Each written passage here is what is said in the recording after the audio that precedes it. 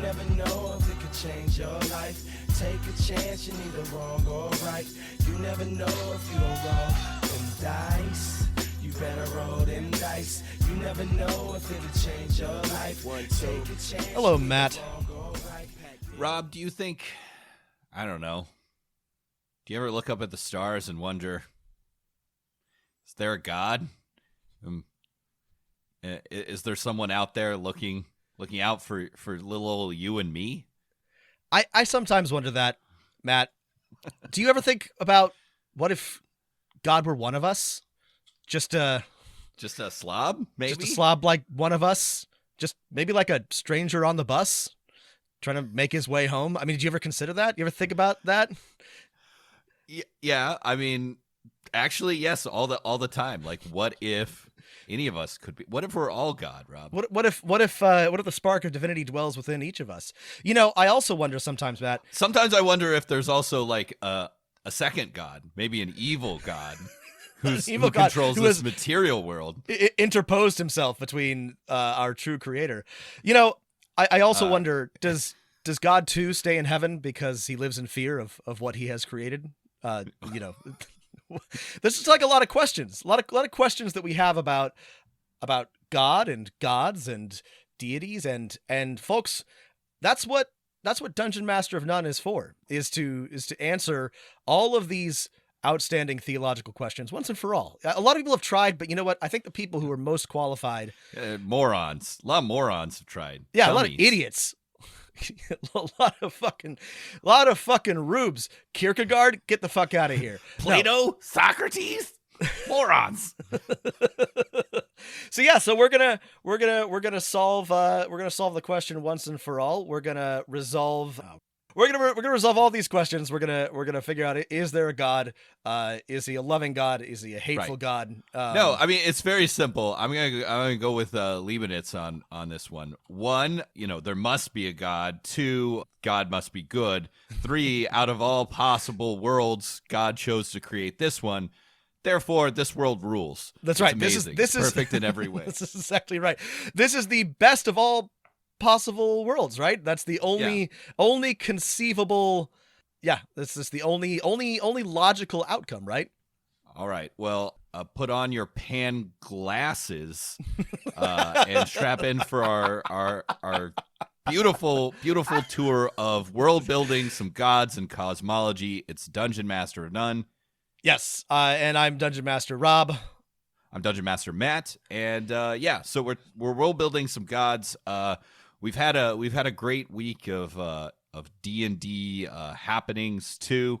There was not the first show based off of a role-playing game, as we've established. There have been others, right? Loosely inspired, but the first one based off an actual play and a giant Kickstarter, and there was a Critical Role cartoon, The Legend of Fox Machina. That's on right. Amazon.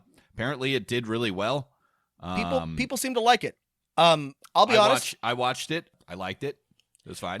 I'll be honest. I tried to watch it. I didn't dislike it. I didn't love it. I got distracted because that's what happens to me. So neither here nor there. It looked fun. It just was not my cup of tea, and I have a very short attention span when it comes to these things. But people do seem to like it.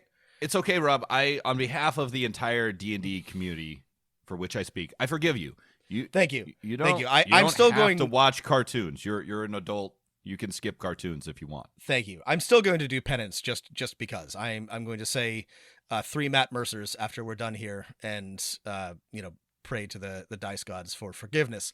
But it was a fun show. It was like I bet for people who have not watched or have not played D&D, like it definitely leans into all of the stereotypes that you should have of D&D. They fight a dragon. The bard is horny. The barbarian is stupid. Like it's all those things are there. The things you love.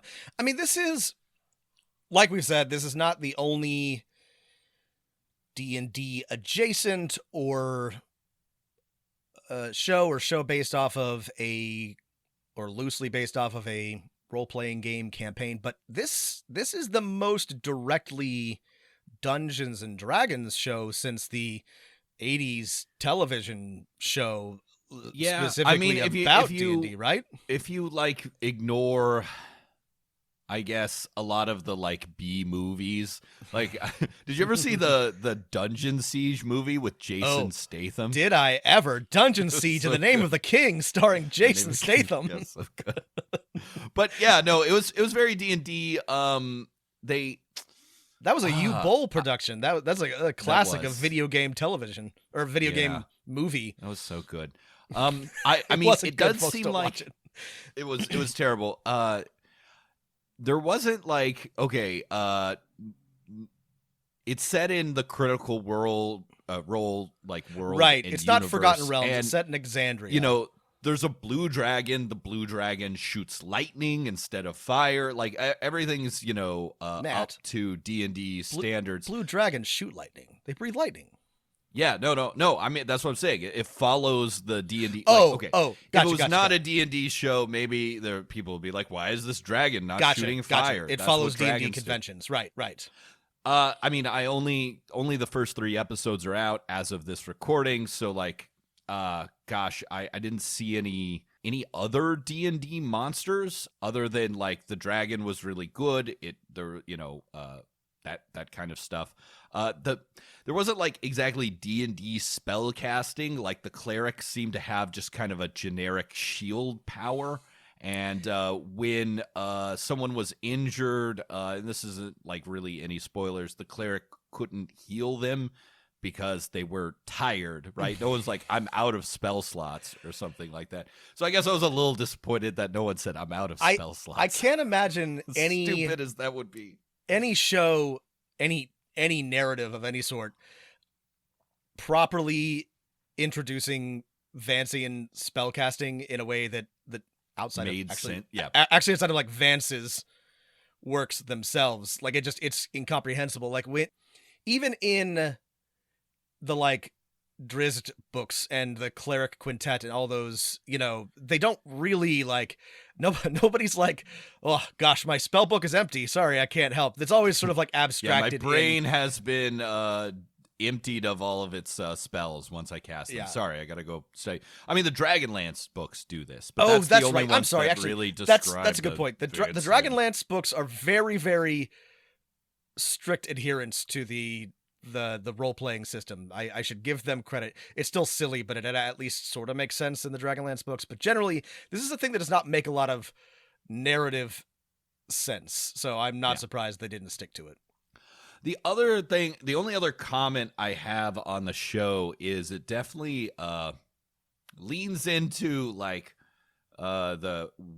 we're a regular group of people fucking off on a weekday night and not taking anything too seriously while all being like, regular D&D characters. Like everyone's like, fuck this, fuck that. I don't want to do it. Let's steal their stuff. Let's murder this guy.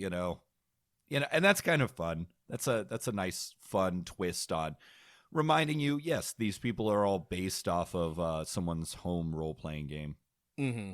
And I think that there's definitely some interesting room for that. I'm glad they didn't decide to. Well, we'll see where they go with it, and maybe I'll actually catch up and watch it, but decided not to make it too serious because we have plenty of opportunities for that. I'm sure that there are already half a dozen licensing deals in the works to create serious D&D shows of some sort. I know that we are getting... Yeah, there is. There's one on Netflix that's helmed by I forget his name, but the director of Red Notice.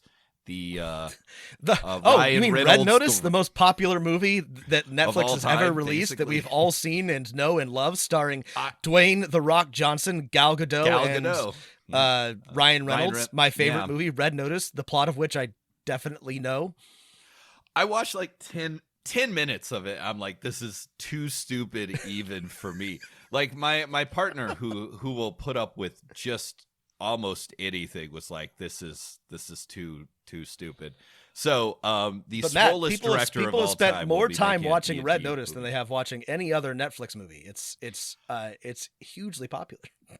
I mean, does anyone really believe anything Netflix says? No, like Netflix was like Cowboy Bebop, super popular. Like, it's amazing. They're like, the next day, Cowboy Bebop is canceled. It's canceled. That's forever. right. Yeah.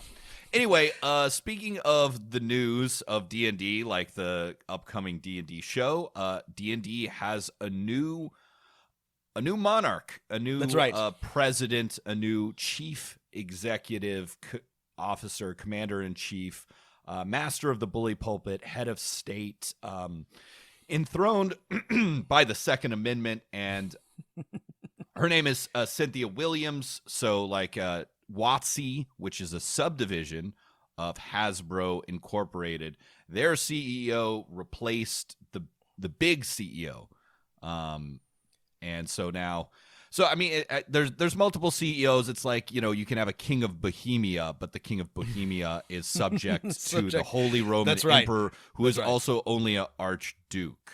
So I already forgot who the old guy was, but yeah, he's now Holy Roman Emperor, and Cynthia Williams is I think now it was like Chris Cox. Oh yeah, Chris Cox. That's right. Yeah. And now Cynthia Williams is Prince Elector of Wizards of the Coast. Right. I'm not sure if you noticed this, but her official title is President, Wizards of the Coast and Digital Gaming. Right. Now, and she's a veteran of Microsoft. She came to Hasbro from Microsoft. She's done a bunch of gaming for Microsoft. So here's the thing. Something that Wizards has been trying to do for, I think, as long as I can remember, is get into digital gaming of some sort. Like, they released, they keep trying to release video games or mobile games that don't suck, and they keep on failing miserably. Well, they finally have a mobile version of Magic the Gathering. Yeah, and it's bad. Arena. It's really bad. Is it it's bad? Like, I still have to imagine it's made them a ton of money. The thing is, how could it not? I went through a phase where I was trying to play it because I like Magic the Gathering, and I was like, sure, I can play this on my phone instead of collecting a bunch of cards. But it's a really, like, sorry, everybody, whatever, we're talking about Magic now. It's just like a really, like, unpleasant app to use. It's very confusing, and they keep changing the rules. And, I'm sure it makes them a ton of money, but I saw a chart, and, like, compared to Hearthstone or to, like, the Yu-Gi-Oh! Mobile app card game, it's just like pitiful. So Wizards, this is the story of Wizards that we've been griping about forever. Like, every time they try to create a digital offering, like, they screw the pooch on creating their own Roll20, and so Roll20 did a better job, and D&D Beyond had to be made by somebody who wasn't completely incompetent. And so I don't know, this just reinforces what I'm constantly theorizing, that they are trying to expand into the digital sphere, because that's where the real money is, not on nerds who buy books. But we'll see if they actually succeed this time. Yeah, like, gosh, someone was talking to me about this show. This is like it feels like forever ago, but WandaVision, right? Show on Disney Plus, yes. Right? This is a point. Which is like, this show was, I guess, really popular, and I watched it. I liked WandaVision. Of all the Marvel shows, it's the only one I actually finished. Sorry for fans of Loki, Captain Falcon, the Winter Soldier, and Hawkeye. I'm sure they were fine. The only one that I could stick with was WandaVision, which was fun. I really liked the Jessica Jones season. Oh, those don't count. 1. Those are Netflix Marvel okay. originals, and those are good. This is a whole separate phase. Okay. The point of this story was, like, I was thinking about this, like, someone wrote WandaVision as a comic book. I remember it from many years ago. There was a limited run series called WandaVision, and I'm like, they definitely are not getting any money from this, right? No. Marvel Comics, right, certainly exists to make content for something that can actually make money. And I wonder if that's sort of the future of D&D. It's like, all right, D&D exists to create to collect, like, licensing fees, basically, right? And then the core, like I don't know, coming up with, like, stories or worlds or something, exists to generate content that you don't have to pay that much for, that can then be turned into things that actually make money in the current economy in big terms, right? Right. D&D is profitable, but it's not like It's not like Transformers. It's not profitable. big money profitable. Well, it's not Spider-Man Welcome to the Spider-Verse profitable. That's right. Profitable. It's that's exactly we need right. We need a big movie to So well, I don't somebody, know. Who knows? Somebody made the point recently to me, or in general, that Wizards doesn't really release a lot of standalone adventures or adventure paths anymore. In fact, almost none. And certainly no. It's like 3 a year, right? But not like they don't ever release like here's a short, aside from Adventurers League stuff. They don't like Paizo still does short adventures, right? Yeah. But the thing that was pointed out to me is that there's a lot of those on the DM's Guild, and Wizard still takes a 50% cut of everything that's sold on DM's Guild, and I'm wondering. Right, they split that with one bookshelf, but yeah, they take some percentage of 50%. So that's free money. That's money that just zero effort from Wizards to do anything about, and just so I have to wonder if the desired revenue stream is not just licensed, repurposed content and other people creating things in the world which then they pay Wizards for. Sorry, this is very cynical. Maybe they love gaming. Yeah. Who knows? Maybe Hasbro loves games. Maybe Cynthia Williams loves Dungeons and Dragons and Magic the Gathering and is going to pay creators more and give money to create wonderful things. I'm skeptical, I guess is all I'm going to say. Yeah, you're never going to have a boss that you really love. So, I don't even think you need a CEO in charge of WotC that actually really loves Dungeons and Dragons. You just need one that's like, all right, we realize this is creating a lot of value for us. That underlying the movie deals and the online mobile games that make us lots and lots of money is a profitable thing that you need to I don't know, develop, put money into. I don't know. Anyway, it's funny that it doesn't seem like yet. Maybe we'll see a shift now that WotC's old CEO is in charge of the entire Hasbro project. Despite D&D being more profitable than it's ever been, I don't know if we've seen the D&D design team double in size, right? Right. Which is what I would like to see. I would like more people who make games to have good jobs, that with stable benefits and I don't know, 401ks and those Keurig machine. They need a Keurig machine. Do they have a Keurig machine? They probably. I'm sure they have a Keurig. I'm sure they have. They're in Seattle. Maybe they have a whatever. Maybe they have a more environmentally friendly Keurig. Yeah, that'd be better. Or some sort of Starbucks proprietary version. Given that it is the realm of the buck. Okay, enough griping. Enough of this about Wizards and Hasbro. Let's talk about gods. So we have somehow not covered this in our many world building episodes, and I think that's because we talked around it. We talked about magic, and I think we talked about building. We talked a little bit about gods and what their relationship is to magic and what you might want to go with, but we didn't like actually sit down and design a god or anything fun like that. Right. And we talked abstractly about some of these things, but so this is great. This is exciting. This is good stuff. And we've discussed our philosophy of deities and how they fit into D&D. And I had some thoughts about this, Matt, and let me know if I'm off base here, but sure.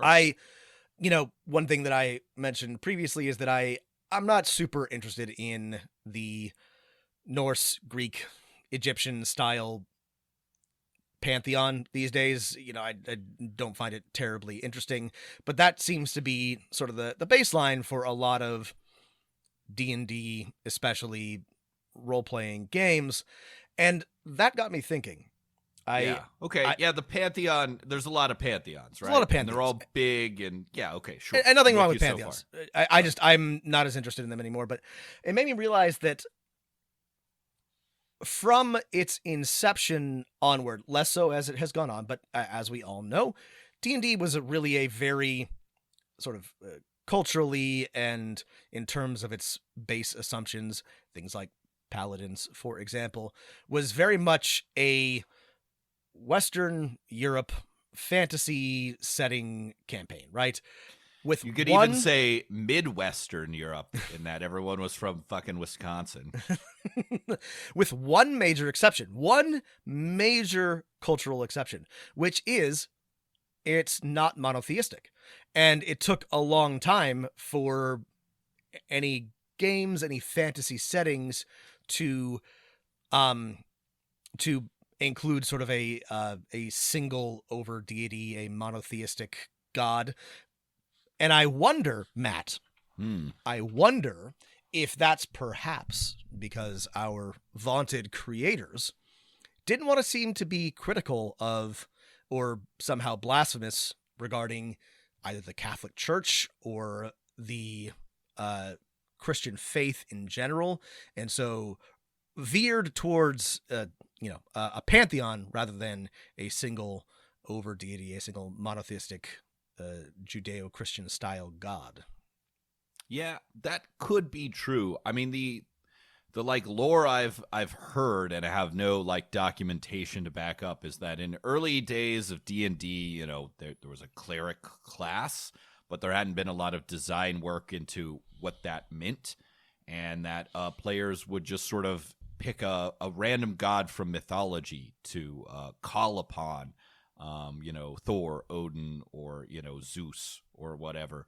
And no real thought went into it until like there was a little more world building, and they then built off of that idea of a polytheistic pantheon, as opposed to a single church. Are you saying that like? But I don't know. Do you think they were they were afraid of Rome? No. Rome's It's a subconscious. Bull I'm not sure if it was conscious or subconscious. Yeah. I'm just, we know that Gygax and his crew were Christians to the extent that that means anything in America, to the extent that that's, something that was considered deeply by anybody in the Midwest.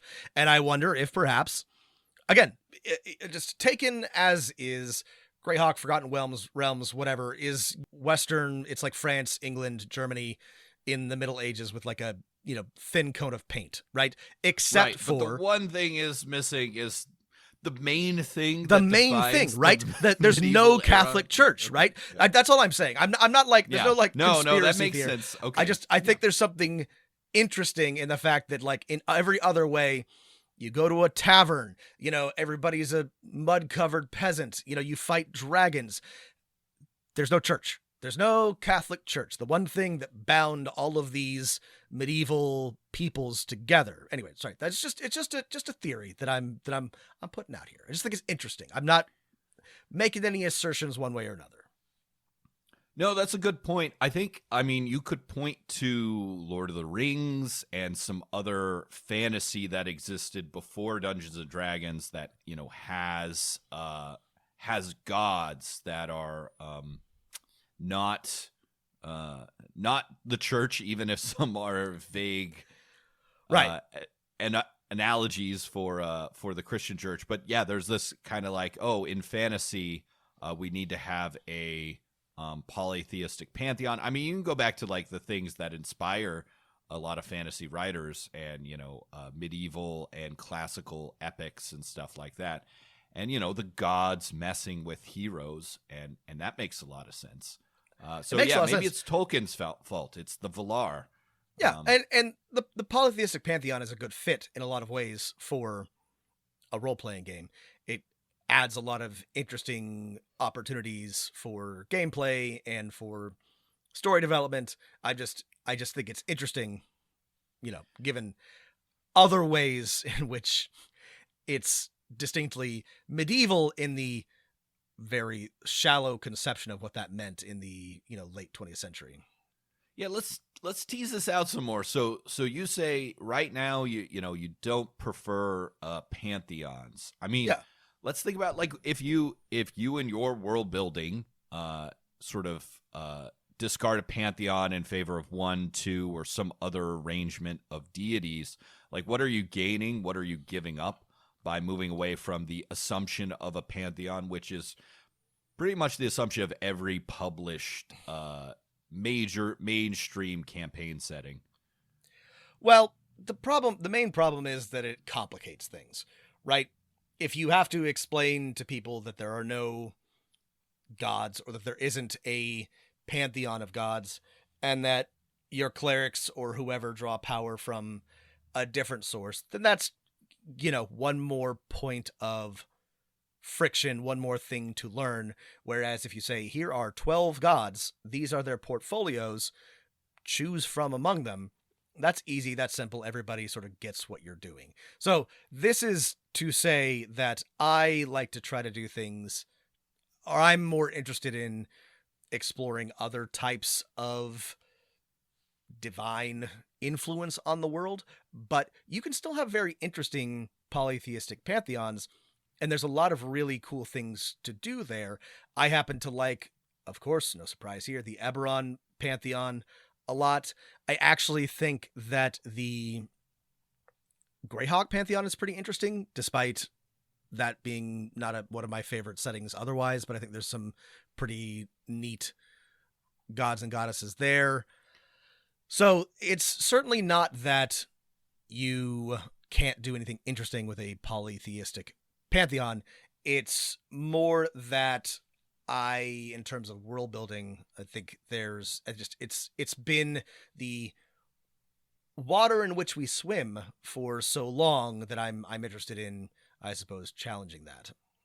Okay, yeah, that's fair enough. I mean, I think I guess I'm gonna walk back my earlier statement. There is one published campaign setting that doesn't do this, and this is the Dark Sun setting, where there's no gods or god. Clerics either worship a dragon, sorcerer, or the elements, and that is very interesting. It is interesting. I guess it's cool. In defense of polytheism, like the fun things you get to do are have like, this can create strong factions of the world. This can explain why there are nations or cultures that are like basically where everyone wants to like conquer the world or something like that. I mean, at the end of the day, in a campaign with gods, then your players can kill a god, which is a thing, or fight a god, or encounter a god, which is always a fun thing to do. No, I agree.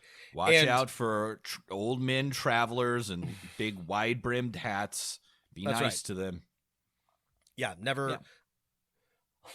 Yeah. Always be careful about whoever you happen to be, whatever strange wanderers or visitors to your door. Yeah, don't spurn them, because bad things will happen. Back to the song, What If God Was One of Us? Is this a secret way to get people into Wodinism? They're like, yeah, you know who does that? Odin. Well, so this is a good point. So I to the extent, for the purposes of our discussion today and our deity design, I do think we should design a member of a polytheistic pantheon for a lot of reasons. But I want to stop for a moment on what you said about being able to fight a god. It also, and this is a key element of almost every D&D campaign setting and a lot of others, is that you can become a god. And yeah. I think this is a good part of a fantasy setting that involves player characters, both as something to, it's such a good aspirational thing, right, but also a thing that you want retirement. Yeah. It's a thing you want to prevent, right? It creates a lot of, so you both want to give your players potentially the opportunity to ascend themselves to lesser deityhood, and you also want to make sure that if the wrong person is trying to ascend, that they are there to stop it. These are both really, really good and compelling plots and character motivations, and so there's a lot of good reasons why in a fantasy role-playing campaign a setting might want to have a bunch of different equally powerful deities, a bunch of a polytheistic pantheon with lots of vaguely gods with personalities, gods that are somewhat comprehensible, that have interests and values and areas of expertise that are thematic, comprehensible. There's a good reason for it. Yeah. Okay. Well, what about some other? So okay, I think the traditional setup of gods in your world is probably something along the lines of you can go polytheistic, and there's a bunch of variations. You could do sort of like Forgotten Realms, where you have maybe several pantheons, right? There's one for different races. There's ones for different regions. Those pantheons have combined and sort of uncombined, coupled and uncoupled over the generations, right? And you can also take inspiration for this one from like the Mediterranean world, where you have like several polytheistic pantheons like that we know about, right? The Celtic one, the Germanic one, the Greco-Roman one, which is an example of combining and recombining, the Egyptian one, and you're like, and the Babylonian one. Oh, and you're like, oh yeah, some of these gods have survived, some have not. You know, there's several different pantheons. Maybe they've combined and recombined. Maybe they're one big pantheon now. Mm-hmm. So I think that one works pretty well. The downside is you get too many gods. Mm-hmm. Right, and this is a pitfall that you can avoid by just not including too many, or not letting yourself go too nuts with different pantheons. But it is a concern, right? And Forgotten Realms has this problem in that it has collected lots of different gods over 40 years of publication, and that's fine. But it's starting to get a little god heavy. One way you can sidestep this is the Roman approach, which was taken by, I think it's the Midgard campaign setting, which I was looking at recently because a listener was asking us about it, which has masks, right? In that there is really only like 12 gods or something like that, and they're worshipped in different combinations of 12 or around the world, and that They wear different masks in different areas and different cultures, and they're all some archetype of this. So there's one god that's named this one place and named something else somewhere else. So you can do that to narrow down your gods, or you can just kill a bunch of them off, which is fun. Yes, and you want to be very careful with this in real life. But because it's not real life, a nice thing that you can do in your setting is, exactly like Matt said, there's masks. But if every culture has a goddess of the harvest or a god of war, then those are just manifestations of the same deity, right? Worshipped under different names by different peoples. And this is also, so if you were not going to have a polytheistic pantheon, one thing that my go-to, or when I'm thinking about design, is that I usually just say that clerics or paladins or whoever worship, divine energy is all around, and they worship an ideal or a cause or an ethos, something like that. You can also go with a way to sort of have it both ways, is if you do have a single monotheistic deity, you could have different manifestations, masks, like Matt said, or avatars of that god, right? That the supreme being has many, many different aspects, and then you can still have all the goodies of a polytheistic faith and also have, a single god which everybody worships, but they worship different aspects of him depending on whether or not sort of a Gnostic Kabbalah kind of, there's emanations. Like okay, right. Yeah, I mean, one of the problems I think with not doing something like that, with going with a monotheism or a dualism, like there's a good god and an evil god, is it doesn't leave a lot of room for like interesting NPCs. I'm sure you can make it work, but it's just maybe you have to work a little bit harder, which is maybe something you want to do. But yeah. Well, if you're if you're like me, a big religious history nerd, then you can create a bunch of different cults and heresies. You can have your Cathars and your Arianists, and but if you're not excited about people becoming violent about differences in small bits of religious orthodoxy, then this is a lot more complicated to design both scenarios and NPCs around than this is a cleric of Tyr, and he likes to fight. And this is a because cleric... Tyr likes to fight. That's right. This is a cleric of Bane, and he likes to do evil things because that's what Bane likes. It's simple shorthand, and there's likes nothing wrong steroids, backcracking, being born Yes. in the darkness. Whereas, this is a cleric of the same god as you. However, he believes that this god, that he took physical form when he came to Earth, and Right. This other guy believes that it was a spiritual manifestation of a triumvirate deity. Players are checking your phones right now. That's Cool. right. Wow. Right. So What does just- this guy want? Yeah. Can we give him some gold? Okay. this is exactly the problem, right? And there are more interesting heresies and divisions than that, but in the real world, people often murder each other and over very, very small, what would seem small in a fantasy world, differences in doctrine, and that can be a little bit hard to engage your players on. Right. I think what you need to answer as a world builder is just kind of some of the basic questions, which is, okay, how many gods are there? If there are more than one or something like that, how are they organized? Are they in a pantheon where they all work together, or sort of are like part of a family or some sort of organization where they have clear boundaries? Or are they just kind of loose, spread all over the place? Greyhawk's like very loose. Right. You could think of the Eberron campaign setting, the sovereigns, the sovereign host, right? What are they called? The sovereign host. They're a very organized pantheon, right? They all and then you have to decide like, where are the gods? Do they exist, or is that a question? Do they live on the material plane somewhere? Or can they only stay up in heaven or the outside realms? Can they send avatars? One great explanation for why clerics exist is just, the gods can't take physical form except under special circumstances in the material plane. Clerics are there to do their will, promote their portfolio. And I particularly like this as a world builder, and when stories stick to this, right?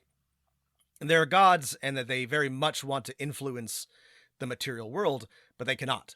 They are forbidden to do so, or they are unable to do so, and so they must work through mortal instruments. And this, I think this, if you allow the gods to have direct influence on the world, you have to start asking yourself, why are they not just remaking things or smiting foes or sending massive lightning storms all of the time, right? Why bother to work through a mortal? But if you say that this is how they influence the world, through clerics that have to ask them for power and may have designs of their own, I think that creates a very interesting dynamic. And this is the other thing that you need to think about when designing deities. A pantheon is like, what are the limits to their power?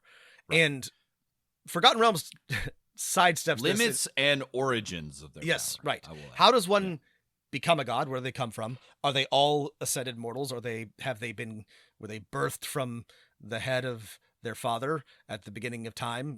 Did they make the world and the cosmos, or did they just inherit it?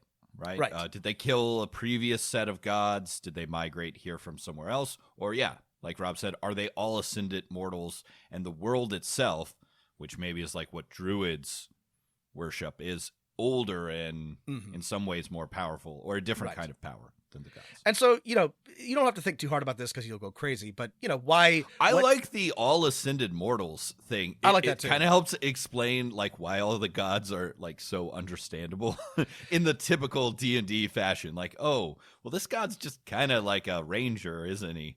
Okay, cool.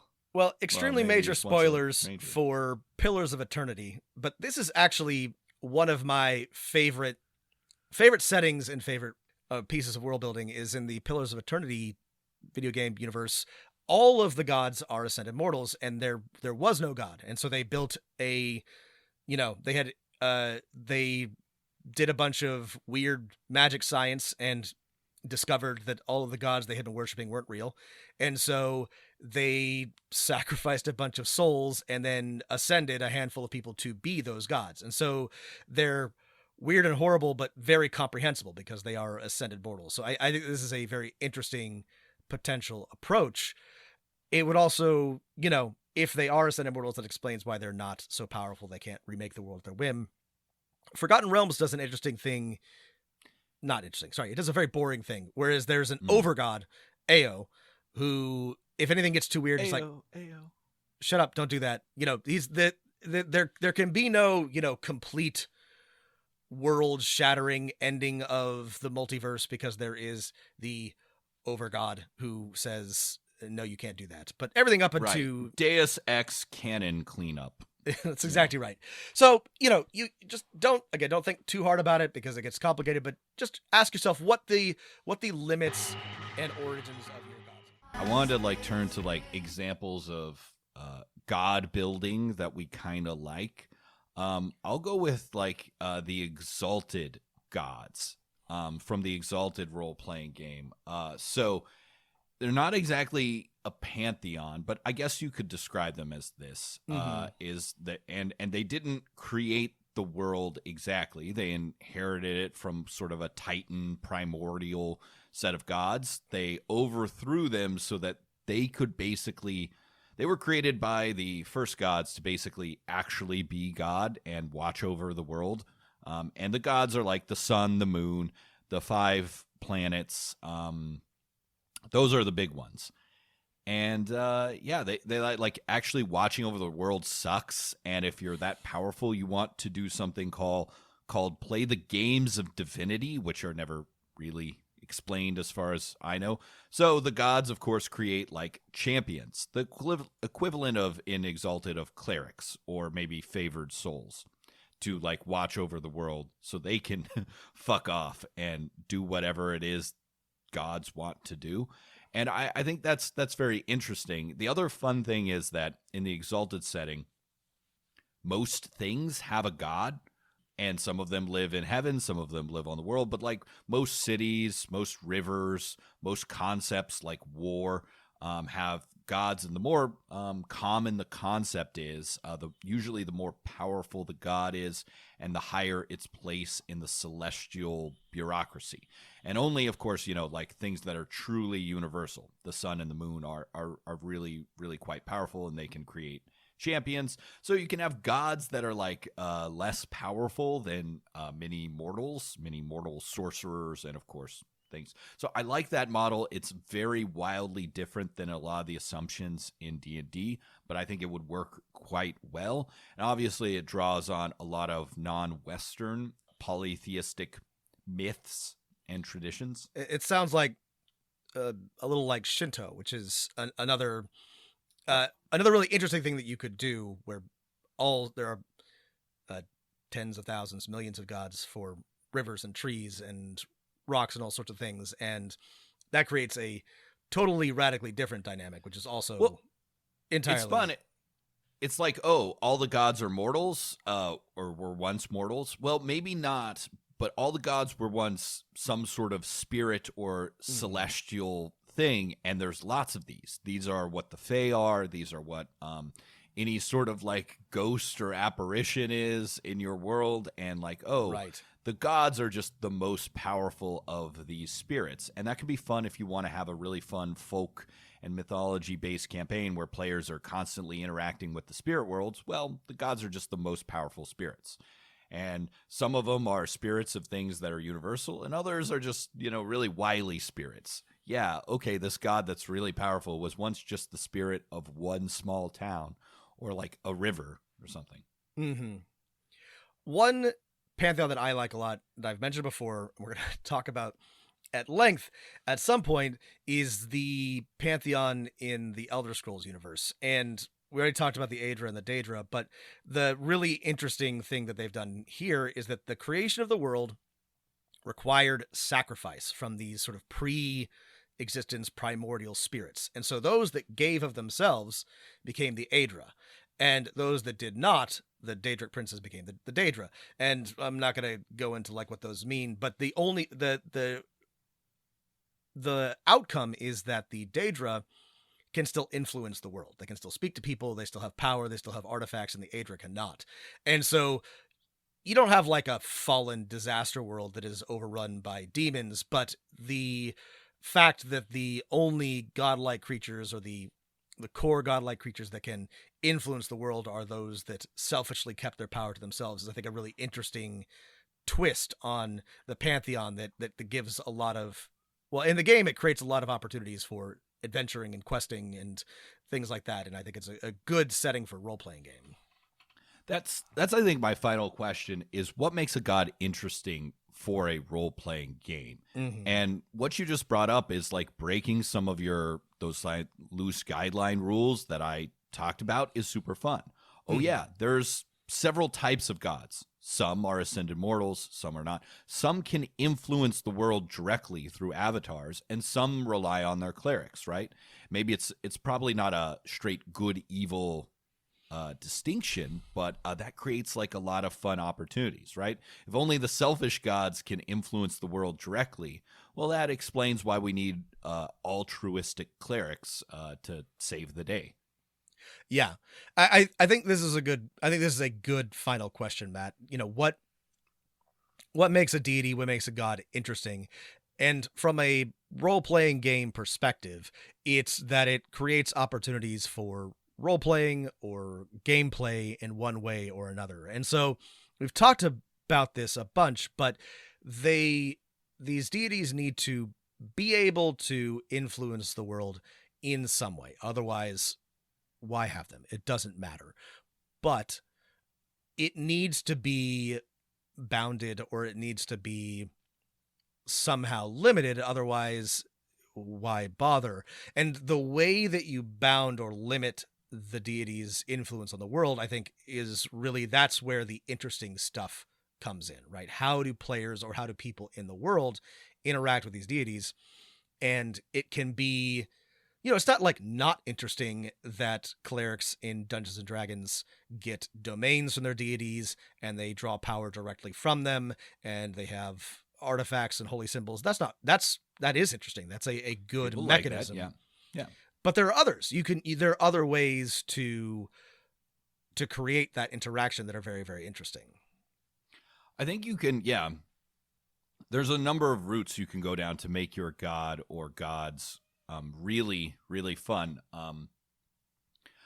I've played in a lot of Pathfinder campaigns, and the most popular choice of a deity from the Pathfinder Galarian pantheon. Do you wanna guess who it is? It's Caden Killian, right? It's Caden Killian. He's Caden great. Kalen. Every time. He loves Every time it's he Caden loves Kalen. he loves to drink, he loves to fight, he loves to do bard things. He drunkenly stumbled his way through what's the god test called? The test of the Starstone. The Starstone? Which 3 gods have succeeded on, and somehow whatever this test is, it's left open-ended. So I'll you be can honest, make it whatever you want. it's definitely like a bit of Becomes like god. a player insert, but I Right. also have a fondness for Caden Killian, whatever. Kalen? I think it's just Kalen. Caden. Kalen, just like some dude's name, right? It's just some guy. And that is the thing, is he passed the test of the Starstone while drunk. He does not remember how he did it. It's a god of failing upwards, That's drinking, right. having a good time, but he's also like a good god. He's a good god. He's bad not things. like harmful, yeah. He's the guy who asks, well, tell me what all the bad things are, and I'm against those.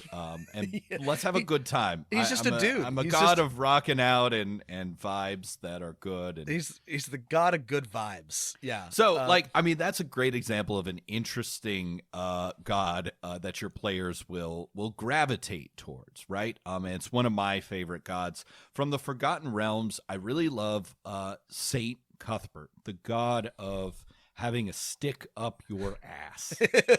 I have played in your game a cleric Yeah. of Saint Cuthbert. I've also played one more than once, and he is just a god of common sense and zeal. He's a paladin's god. Heads are not made of glass. Yeah, he is a fucking asshole, knowledge domain, real stickler for the rules. It's a lot of Right. fun to play a cleric or paladin of Saint Cuthbert because you generally sort of do the right thing, but also you're real prick about it.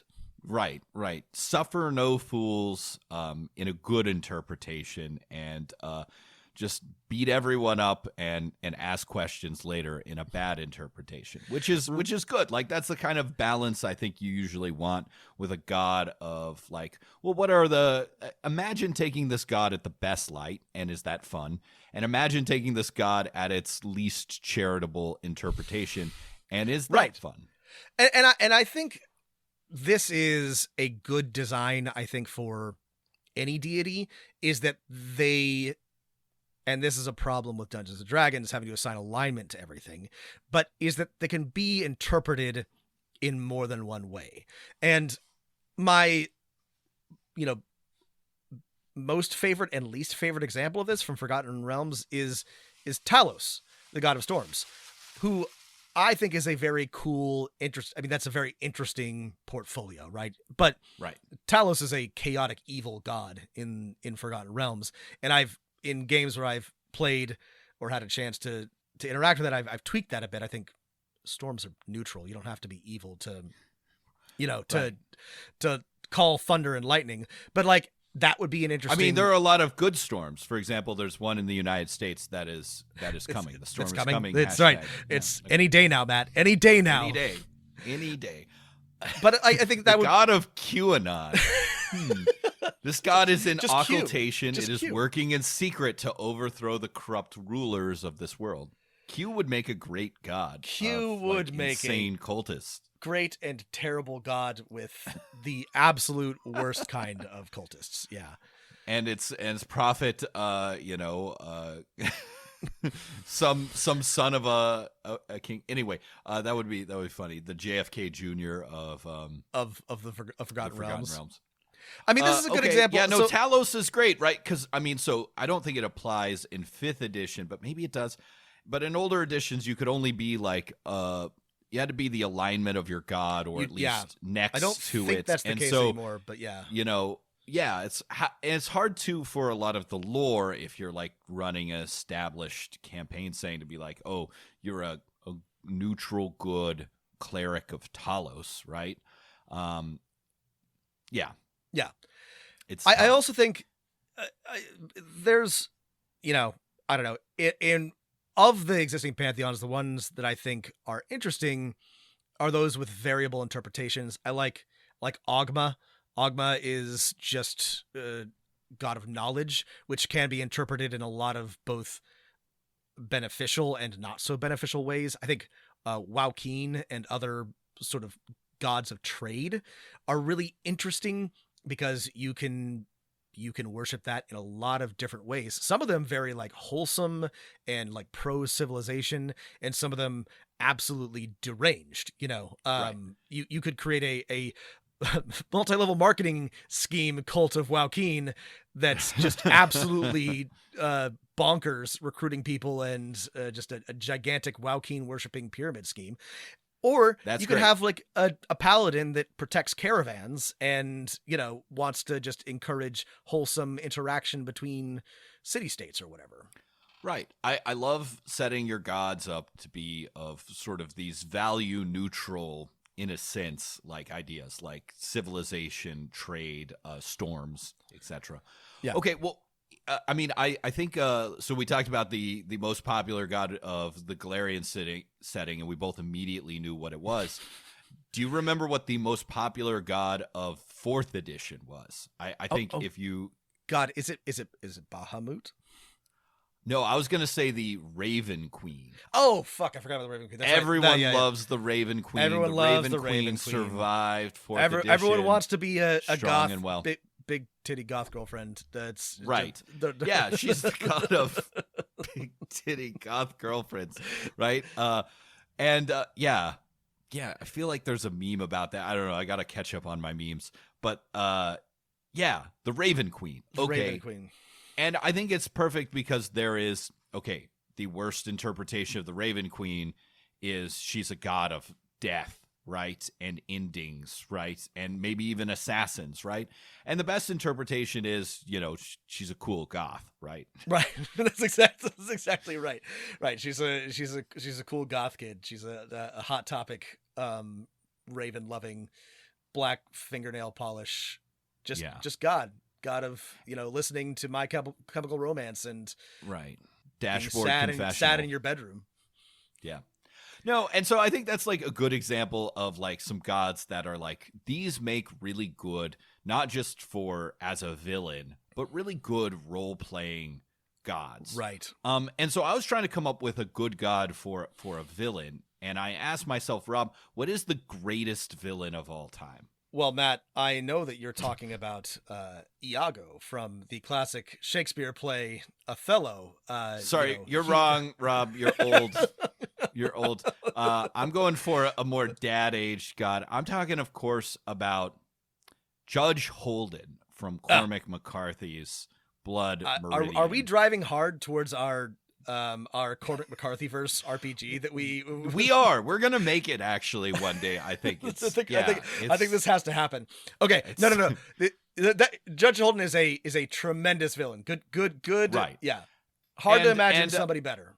Yeah, and Judge Holden is obviously the avatar of some demiurge, some god he's of manifest destiny psychopathy. Made manifest. Yeah. He is the god of war and empire, right? He's absolutely. Older than mankind and that's right. Is just waiting for mankind to That's emerge, right. He's just been dwelling in the West until he could lead a band of murderers to So this is the nature of war, whose stake is at once the game and the authority and the justification. Seen so, war is the truest form of divination. It is the testing of one's will and the will of another within the larger will, which because it binds them is therefore forced to select. War is the ultimate game, because war is the last, a forcing of the unity of existence. War is God. So, all right, that's going to be who I would make as a god. I love it. There's plenty of gods of war, but the particular philosophy exactly right. But they get something wrong, in my opinion. They get something wrong, and that's what Holden gets right. The gods of war in almost everything, but in like most fantasy settings, is they're not horrible enough. And right, no, they're usually like good or neutral, or there's usually a good and an evil one. Or there's usually a good god of war and a bad god of war. But like, no, war is very bad. Are you talking about God of War 4 versus God of War 2? A good God of War versus. I like. No, that's wrong. And they're normally like generals and about strategy and tactics and sieges and wearing plate armor. No, war's about violence on the borderlands. How much it fucks up your brain. That's what war is about. And that's what this god would correctly understand. Oh, I like that. Right. And so, and I think people would in universe call this god not like the god of war, but just the judge, right? Or he who judges, or something. Judge. Mm-hmm. Yeah, and maybe he has many names and many civilizations, but they all refer to him as a judge. And on the like maybe front-facing part of the cult, right? It is like a god of just kind of like Judge Holden, like a god of natural philosophy and recording knowledge and knowing dancing and many languages and math and astronomy and stuff. But underneath that civilization, it's violence incarnate and sociopathy. At its heart, it's expansion and conquest and murder, regeneration through violence. It's just the pure expression of savage will. Killing children and really anyone. Right. I like that. And wherever and that's I think where this fits into a role-playing game is that the judge as a god in every band that can do violence, right? The judge is there waiting to entice and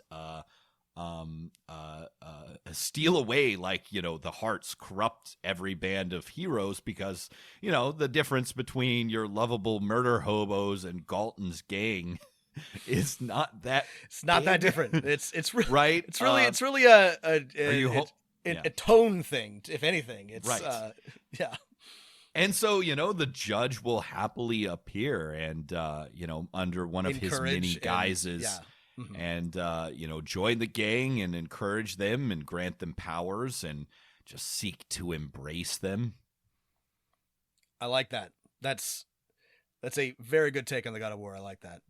Yeah, so that's going to be in my next campaign. That's the God of War is going to be the judge. The Just judge. stolen wholesale from Cormac McCarthy. As we should. I came to this thinking about I had a meta god that I wanted, a kind of a joke god, but one that I'm increasingly enamored with, and it's Ludo, the god of games and gamers, is a god that I came up with as a joke, but then I was like, there's an Ludo. opportunity here, a god that loves games, and there's both a pleasant sort of beneficial aspect of this, and then there's a, just like Holden was talking about, a sinister and perhaps violent aspect of loving games. So like Jigsaw would worship Ludo, but so would Magnus Carlsen. That's exactly right. They would both worship the god of games. Gamblers would worship the god of games.